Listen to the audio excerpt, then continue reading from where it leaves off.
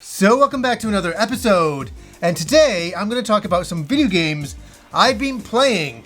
Because a lot of people have been asking me, saying, what are you up to? What are you playing? And it's really interesting because we're in such a fun time with the pandemic going on. I've been kind of going back to the past.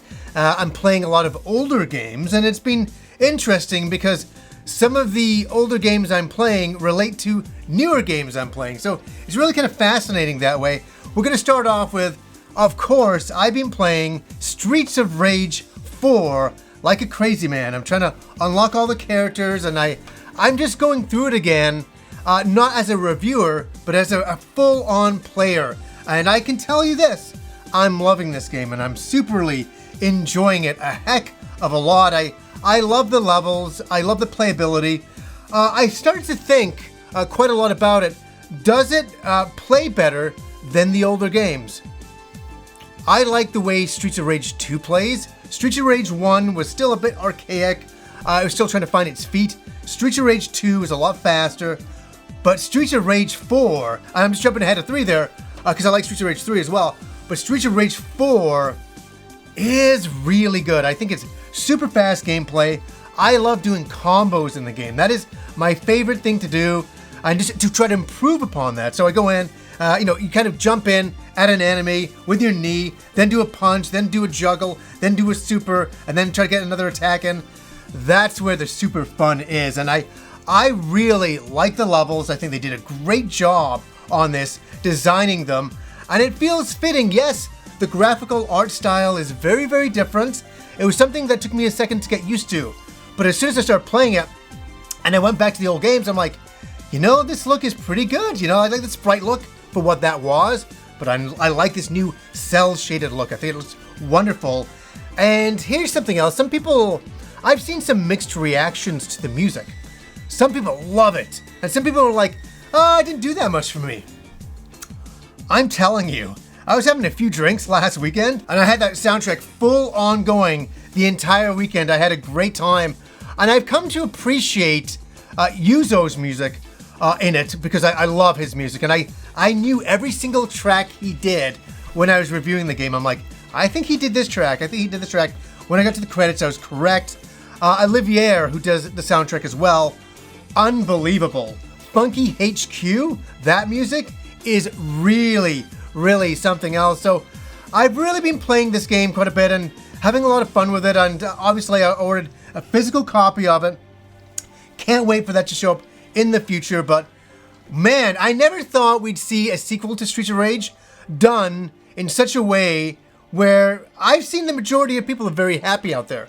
And I can't wait to get Rob over here and do some of that versus mode. I love the versus mode. I love beating up my friends in video games. Next up is Super Robot Wars X.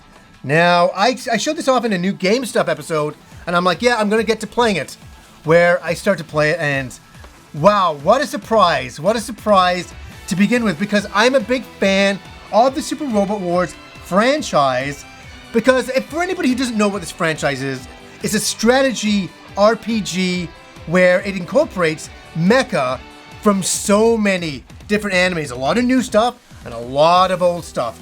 And I'm always there for some of the older anime stuff, like they have Dunbine in there, they have Nadia, they have like Gundam Formula 91, Zeta Gundam, Double Zeta Gundam. And so I start to play the game, and I'm like, oh, cool. And they always have original characters they make for every game as well, and original mecha. And I always kind of like that stuff as well, but I like when they show my old shows, my old school anime shows. And oh my god, I didn't even see it on the cover. That's why it kind of surprised me. It's on the cover, but I totally missed it.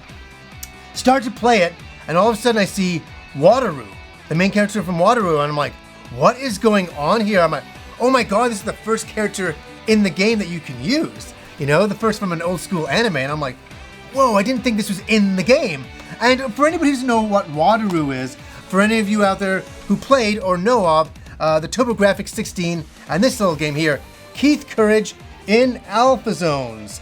It's based on an anime called Wataru from back in like 1989. And when they translated it and brought it over here, they called it a completely different name because I guess of the anime licensing and that kinds of stuff. So you're playing as Keith Courage, if you want to say, in this game, Super Robot Wars X, and using your strategy to fight different enemies around the screen, and then you pull out your Nova suit. And here's the thing, Chris Tang made this for me. I showed this in a new Game Stuff episode.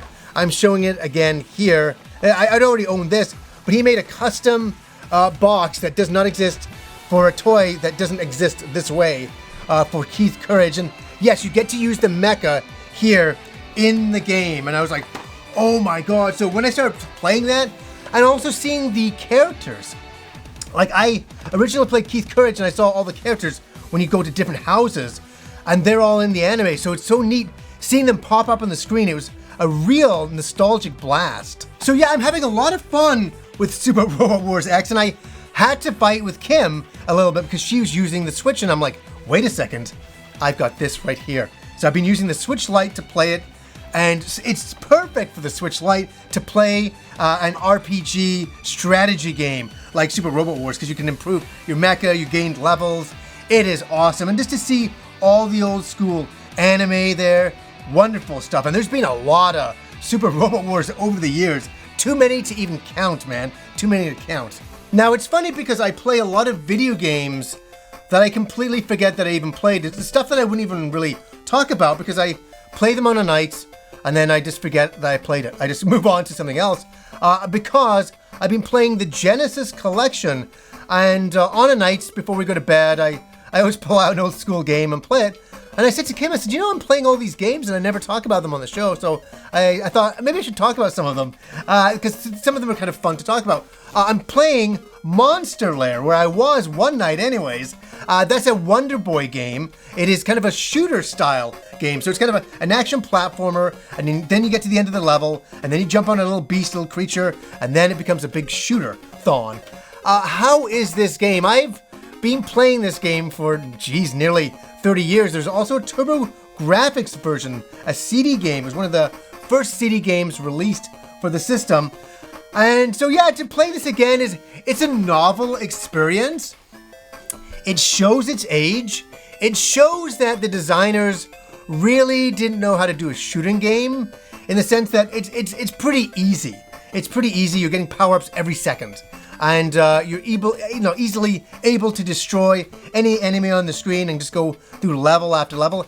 It was wonderful, though, to play such a mindless game on a night. I'm just sitting there in bed playing it, and I'm like, this is novel. I'm having fun. I'm kind of having fun. It's fun to see the bosses. It's fun to see the levels. It's fun to have a bit of remembrance to the past of playing this game 30 years ago. And I can't even remember the last time I played it. Maybe, I think for a Wonder Boy review, I played a little bit of it years ago, but I do have the Mega Drive version of it. I also have the PC Engine, that CD version of it, because there's the TurboGrafx version and obviously the PC Engine version. I have that, so a little bit of fun for sure. Now, there's a lot of 30th anniversaries this year, and everybody will forget about this one. That may be a good thing. The 30th anniversary of Eastwatch on the Sega Genesis. Now, it came out in the arcades back then, and then it was ported to the Genesis, Mega Drive. How is it? What is it? What is going on here? This is a game I have a love-hate relationship with. I don't even know where I played it at. I remember playing it down the street at my friend Andrew's, I believe, and I was having a hell of a hard time with it. A hell of a hard time. So, you play as a cop in the future, in a city, and you can don this armor, and it's known as, I think ice armor, which is kind of interesting. And as an evil syndicate has taken over the city called and it's your job to get in there, go through the levels, side view levels, or you can jump and shoot, and get this Eastwatch armor, finally. That's the payoff when you get the armor. And you can kind of float around, you got missiles and all that kind of stuff, and it's difficult. It's an action platforming game that drove me crazy back then. It drives me crazy now, but it's fun because you can see the similarities of RoboCop. You can just feel RoboCop's essence in here. The Japanese are doing their kind of version of that, and it's a little bit of fun. Would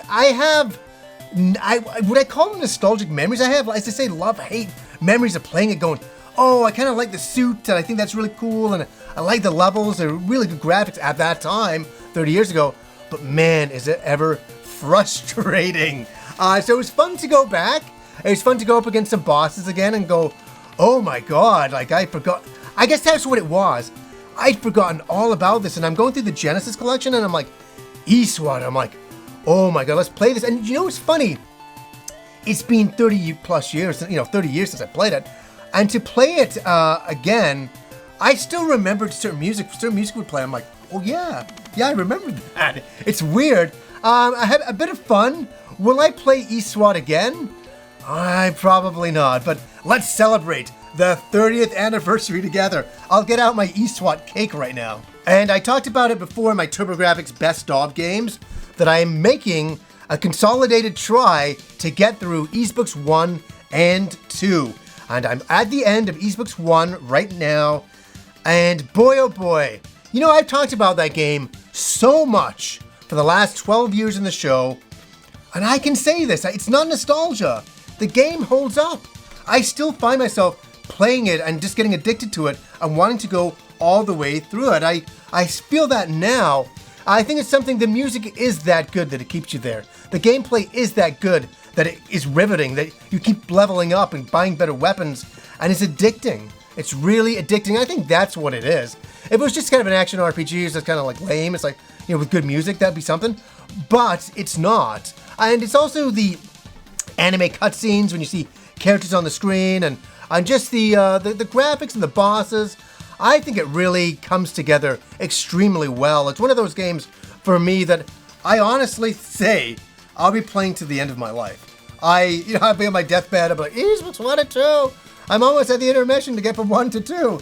I will be there because it's one of those games that I enjoyed so much back then, and I'm enjoying so much now as well. So trying to do a definite playthrough of that to the end. Now, yes, I am playing something else that I think a lot of people have asked me to review, and I've shied away from it on purpose. I did a first thoughts on the game, Trials of Mana. And the reason why I didn't want to review it, and they offered me a review code, and I turned it down because I just wanted to play it for myself. I did a first thoughts of the demo, I really liked it, and then I've been playing the game itself now. And the thing is, it's for me. I'm enjoying playing it just for myself, and that's where I want to keep it. I don't just want to play it to review it. Sometimes it's very hard reviewing games in a very short window. Like Final Fantasy VII was a very short window. I had to finish the game in 3 days. It was very difficult. And I kind of rushed through a lot of it, a lot more than what I would like to. And that's the thing I was like with Trials of Mana. I'm like, no, I'm taking my time. And what can I say about it, just for a fun way, without a review or anything like that, is that it feels so old school, and they've honored the original so well, which I said in my first thoughts, but it feels so good, and I feel so at home with this game. I'm not going to sound cheesy here, but this style of game feels like it was made exactly for me. It's exactly the style of game I enjoy playing. And I think that's why I was like, you know what? No, I'm keeping this one to myself. I'm just going to play it and enjoy it and have it for me and have that experience for me. Because you got to do that every once in a while, especially when you have a show about video games. You got to keep some things close to you and just keep the passion alive and keep it fun for you, for sure. Because if you're just grinding and reviewing things all the time, I think it'd burn you out. And thank God I only review games on my channel that I like. That's a big deal. Could you imagine I had to review games I didn't like? Oh my God. I always go in, asking for a review code saying, I think I'm going to like this game, or I don't bother. So yeah, with Trials of Mana, I've been having a really fun time with it, just experiencing it for myself. So I'll put it to you guys. What games have you been playing lately? What are you playing out there? Playing anything interesting? Let me know down below. Maybe some other people can get some great ideas of other games that they should try out. I always love seeing video games that other people are playing, because they sometimes spark ideas, and I go, oh, I hadn't even thought about that. Hey, that might be really, really interesting. So anyways, guys, until next time.